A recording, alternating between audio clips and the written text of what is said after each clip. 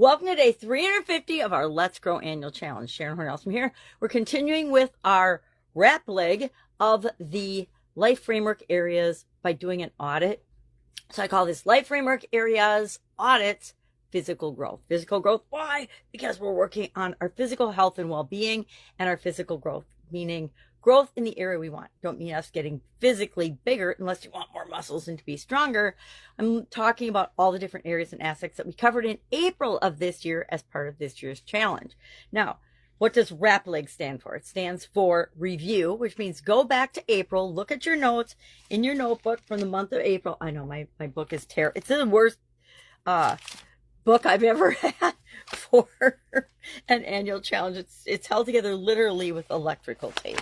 And you know what? That's okay because it's almost the end of the year and I have actually extra pages in here, which allows me to go through after I'm done and do a lot of what I'm doing, but more in depth. A lot of what we're doing this week. Reviewing April, the tools we covered, the SOAP framework, the challenges that we looked at, the goals that we set. Then we're going to do an audit of us right now and our situation, where we are with respect to physical growth compared to where we said we wanted to be by now.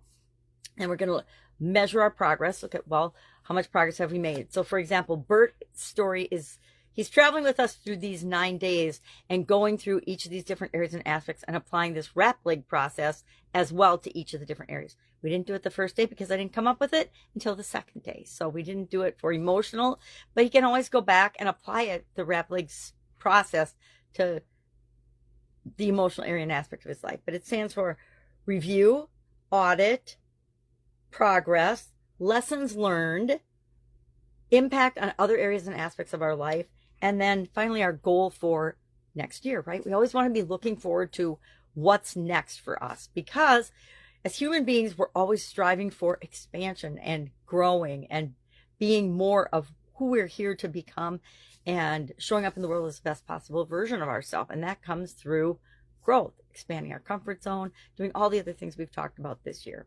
So Bert's stories in guide 2. I'm doing mine. I actually will show you what I did to map out my structure. I like to make myself worksheets because then I just have to fill in the blanks. So mine is what is the wrap leg, and then I'll just put a few notes on each of these steps as I go through them. And part of it is impact in other areas. So I just list out all the other areas, and as I think about them throughout the day, I jot down keywords or notes or things that remind me of the impact that one area is having on another. Physical areas, for example, and progress. This used to be a 3-pound weight. Now it's a 5-pound weight that I do with my exercises every day. So to me, that's progress because it shows that I am stronger, at least 2 pounds stronger in my little weightlifting endeavors. I don't really lift weights. I don't go to the gym because I don't drive. If I drove, I'd probably belong to a gym right now. There really isn't one within walking distance, or I would join a gym and walk to it. Again, that might be a goal for next year. Maybe next year I'm going to set a goal to join a gym and work out 3 days a week there or something. I don't know. I haven't done mine yet. Bert, for example, said he's going to do a triathlon next year. And I'm like, oh my God, that is way ambitious. Now, maybe based on his level of experience and health, that's not. But when I read that, I'm like, oh, wow. Because I know some people that are triathletes, and I'm like, the dedication, the consistency, and the hard work and effort they put into something like that is incredible. So, any questions today about this? We're doing it physical area and aspect of our life, physical growth, the wrap leg, review, audit, progress, lessons learned, impact in other areas and aspects of our life, and goal for next year. Set a goal for next year, at least one. Just pick one thing you want to achieve next year with respect to your physical health and well-being. Me, I actually slipped a little bit this year, so I'm maybe kind of putting off doing this one. It's why I didn't do it before this morning, because I have to go back and look at what I set for a goal, but I know that I have not been going for my daily walks, especially as winter hits. And last year is the first year I stopped doing that. I don't know. I don't remember what my reasoning or my excuse was, probably because I live with babies and I don't know. I made up an excuse and a reason why I couldn't do it. And I stopped doing it and got out of the habit of doing it. And again, when the weather got cold, I did the same thing.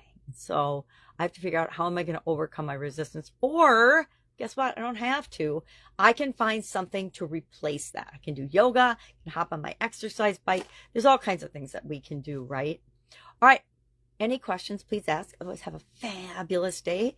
I'm going to be doing some Christmas decorating with the girls. Otherwise, I'll be with you tomorrow. Have an amazing day.